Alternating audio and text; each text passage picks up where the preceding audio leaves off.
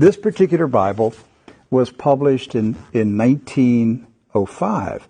Now, the reason I brought it out is that I want to show a map that's in this Bible. Now, mind you, the Scofield Bible was not published until 1913. Right. And I have in my office an original 1913 Scofield, which was the introduction of the Zionist Masonic heresies about a future state of Israel and separating the church from Israel and all that rapture stuff. That's where it came from. It was a Masonic Zionist heresy that was introduced into the American churches in 1913. This is a 1905 Bible. Pre-Scofield. Pre-Scofield, with no Scofield notes in it. So, you open it up, and this is on page 13. I mean, this thing's big. I want to show you. Here is a map of the Holy Land. And it says, what? Oh, Palestine of the Holy Land. They misspelled Israel. No. Palestine. Palestine. Huh. And all these Christian Zionists that tell me, Rick, there's never been a Palestine. All right, so here's a still. There it is. Let's zoom in and show you here. Yeah. So, yeah, you hear these people like John Hagee, there's never been a Palestine. Well, look at this Bible map from 1905. And most Bibles Yes. from then had a map of Palestine. And Palestine is in the Bible itself, in the Old Testament. So we're showing you this just because I'm trying to break through the propaganda, the confusion, the lies that the Zionists have implanted in millions of minds of Christians in America and told them there's never been a place called Palestine. But I have a map, Rick. Right there it is. So, with that in mind, do you know who lived in Palestine? Palestinians? Palestinians. I got that one right. Palestinians. And Palestinians were Jewish, Christian, And Muslim. and Muslim. Right. They weren't a particular faith. They were citizens of a particular country. Palestine. Palestine. They were all Palestinians. Yes. Jesus was a Palestinian. Look at this. Okay? So Israel has never meant a political country. It's always meant the people of God. Yes. The called out ecclesia, the people of God. That's what Israel means. It's not a political country.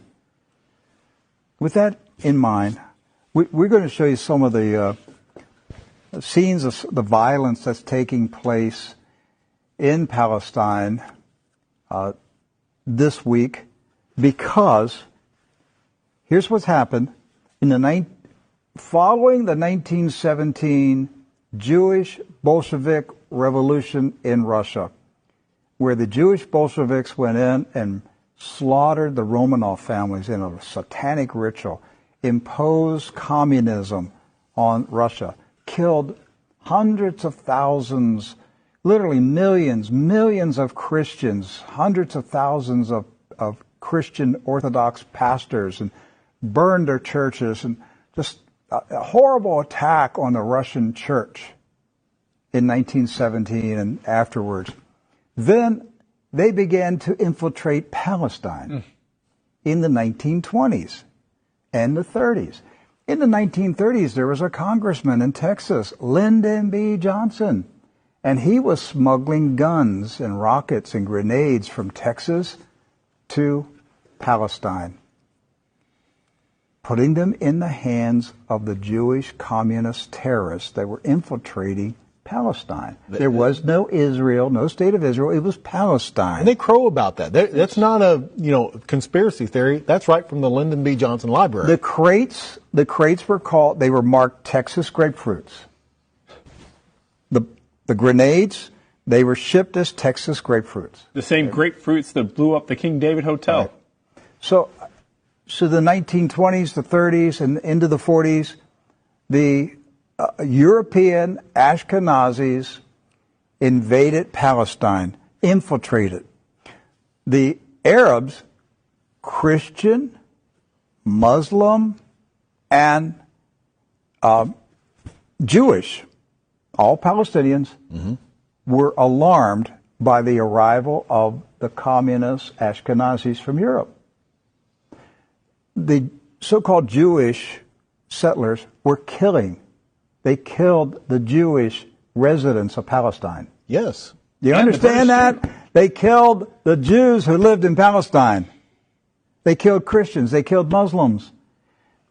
They finally got enough critical mass that they had enough numbers that they took over Palestine and declared their independence in 1948. And Harry S. Truman, a 33rd degree Freemason, quickly recognized this new country as a real country. And that's how we got to 1948 and the State of Israel. There's never been peace in the Middle East since that day. That day is marked by all Palestinians as a day of disaster. Nakba. Nakba. A day of disaster. The disaster continues to this day. The Ashkenazi invaders continue to take the land, the homes of the Palestinians who have resisted, refused to leave their houses, refused to leave their farms. It's not about Palestinians trying to chase out Jews. It's Jews who are trying to chase out Palestinians. And to this day, since 1948, they're still fighting them, trying to make them leave. Right.